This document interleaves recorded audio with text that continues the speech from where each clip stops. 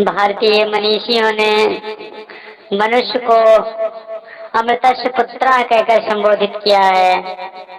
सचमुच देखा जाए तो मनुष्य इस सृष्टि का गौरव है। मनुष्य ने सृष्टि के आरंभ से लेकर अब तक अपने ज्ञान के गवाक्ष से अनेक रहस्यों को उद्घाटित करने का प्रयास किया है। दार्शनिक चिंतन, नैतिक, कलात्मक, सामाजिक, आर्थिक, वैज्ञानिक एवं राष्ट्रीय चिंतन के अतिरिक्त आध्यात्मिक चिंतन की दिशा में उसने हमेशा विकास की दिशा में बढ़ने का प्रयास किया है। प्रत्येक क्षेत्र में उसके चिंतन के विकास ने अंततः किसी शाश्वत सत्य की तलाश का प्रयास भी जारी रखा। मगर जो शाश्वत होता है वह समय निरपेक्ष हो जाता है। उसका अस्तित्व भूत, भविष्य और वर्तमान की सीमा रेखा लांघ जाता है। भारत में उस शाश्वत सत्य की खोज का आधार आध्यात्मिक रहा है और परम सत्य को जानने के लिए हमेशा अंतर्मुख होकर आत्मभूमि में उतरकर समाधिजन अवस्था में उसे अनुभूत करने का प्रयास किया गया है। प्रकृति के समस्त ज्ञान को बौद्धिक धरातल पर विशेष रूप से समझने का प्रयास विज्ञान कहलाता है और विज्ञान भी प्रकृति के समस्त ज्ञान का एक परम स्रोत जानने को अपना अंतिम लक्ष्य मानता है। संसार के सारे पदार्थों के अस्तित्व के पीछे कौन सा एकत्व विद्यमान है, यह विज्ञान का चरम लक्ष्य है। मगर अध्यात्म के क्षेत्र में समस्त जड़ और चेतन तत्वों का अनुभव पर खोज और इसका नित्य अनादि स्वरूप जानना तथा अपनी आत्मसत्ता को उस परमात्मा सत्ता के हाथ जोड़ देना ही जीवन का परम लक्ष्य माना गया है।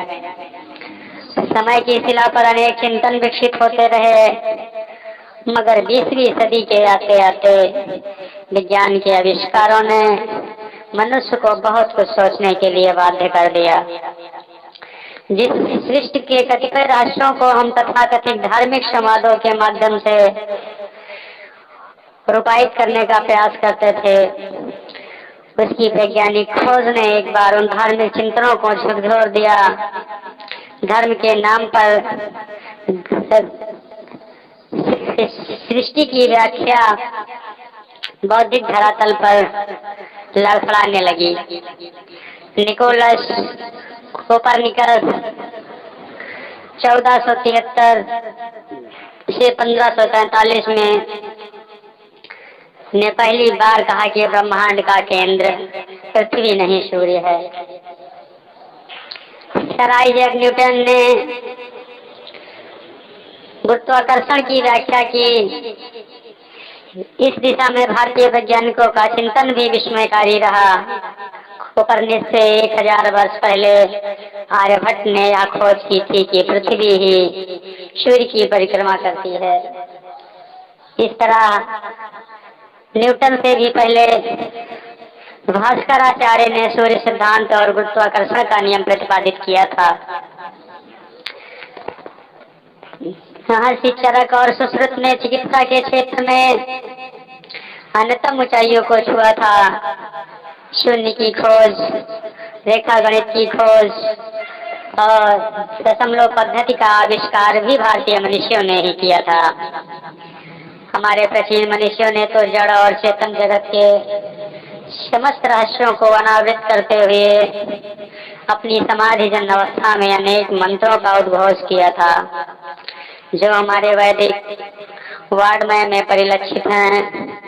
मगर कालांतर में ज्ञान साधना का धरातल पूर्ववत नहीं रहने के कारण यह ज्ञान विज्ञान कुंठित भी होता रहा। 20वीं सदी तक आते आते विज्ञान ने सचमुच एक चमत्कार कर दिखाया। दूरदर्शन, कंप्यूटर, इलेक्ट्रॉनिक्स आदि के क्षेत्रों में इतना विकास हुआ कि अब तक हम घर बैठे इंटरनेट पर सारे विश्व से संपर्क स्थापित कर सकते हैं। मगर एक और विज्ञान ने जहां मनुष्य की सुख सुविधाओं का अंबार लगा दिया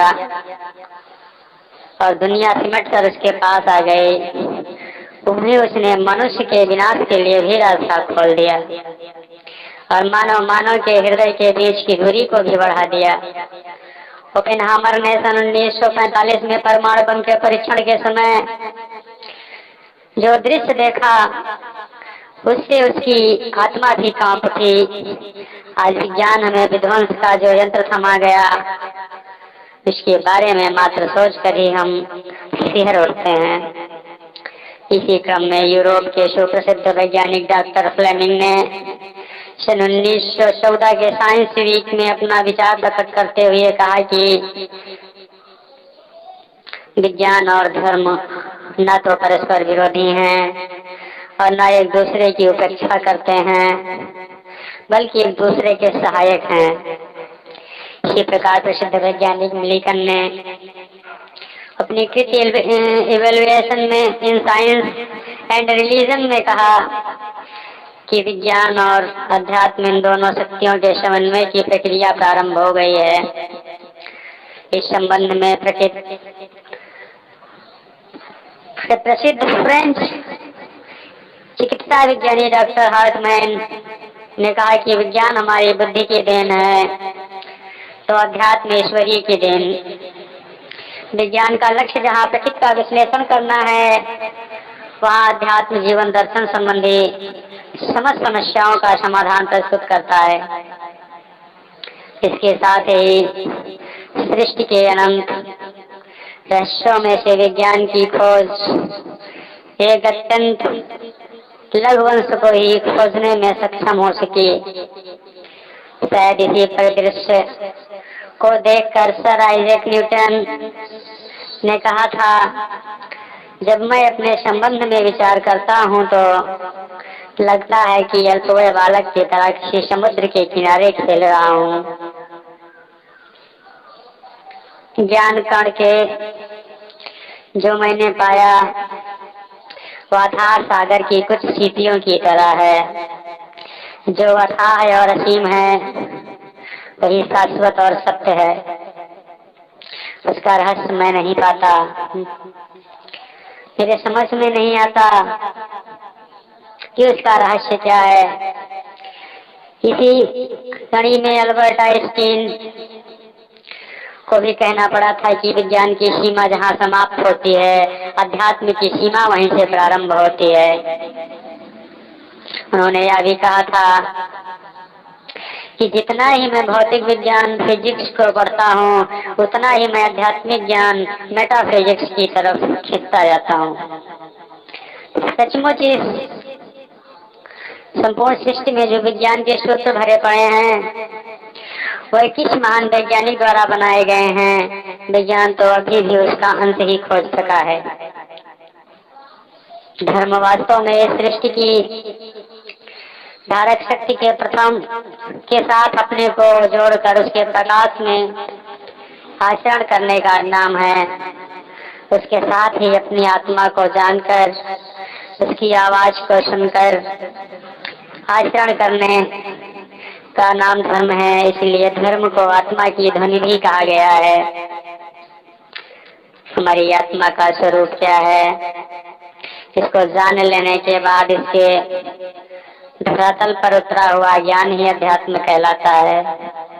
अधिका अर्थ है ऊपर या आधार विशेष होता है, और आत्मा का अर्थ आत्मा यानी आत्मा के धरातल पर उतरा हुआ विशेष ज्ञान ही अध्यात्म कहलाता है। दूसरे शब्दों में आत्मा और परमात्मा का ज्ञान अध्यात्म कहलाता है। यानी अध्यात्म जब वहाँ है जहाँ आत्मा और परमात्मा के ज्ञान का प्रकाश अंतर घट में सदा उतरने लगता है। इसलिए ऐसे ऋषि महर्षि जिन्होंने आत्मज्ञान और तदंतर परमात्मा ज्ञान की प्राप्त कर ली और संसार के कल्याण के लिए जो मार्ग बतलाया, उन सबको भी धर्म के अंदर समाहित माना गया। इस तरह धर्म सद्गुणों का, आदर्श आचरण का, दिव्य भावों का प्राणी मात्र के कल्याण पर्यायवाची भी बन गया। यह बात दूसरी है कि तथाकथित धर्मों के नाम पर कट्टरतावादी चिंतन भी बढ़े। आपसी भेदभाव भी बढ़े, मानव मानव के बीच दूरियां बढ़ी और अपने चौखटों के अंदर बंद होकर वे संप्रदाय बनकर रह गए। धर्म तो उदात्त चिंतन का नाम है, मानव मानव में सद्भावना और प्रेम का निर्माण करने वाला तंतु है और सबके कल्याण का निमित्त है। ऐसे उपयोगी धर्म को संकीर्णता की परिधि में बांधकर संप्रदायवाद को प्रश्रय देना वैज्ञानिक दृष्टि नहीं है। क्या बात सही है कि विज्ञान को शक्ति और साधन उत्पन्न करने का श्रेय है, मगर भौतिक शक्तियों का सदुपयोग और दुरुपयोग के अंतर को जानने का के लिए अंततः अध्यात्म की शरण में ही जाने की जरूरत है। इसके लिए अध्यात्म के प्रकाश में मानव मन को शुद्ध और निर्मल करने के साथ साथ उसके कल्याण पथ पर लगाने की जरूरत होती है। सद्गुरु सदाफल देव जी महाराज ने कहा, चेतन चेतन ज्ञान है, चेतन चेतन ध्यान, चेतन वपु चेतन भया, पर चेतन विज्ञान, पर चेतन विज्ञान। जय श्री कृष्ण।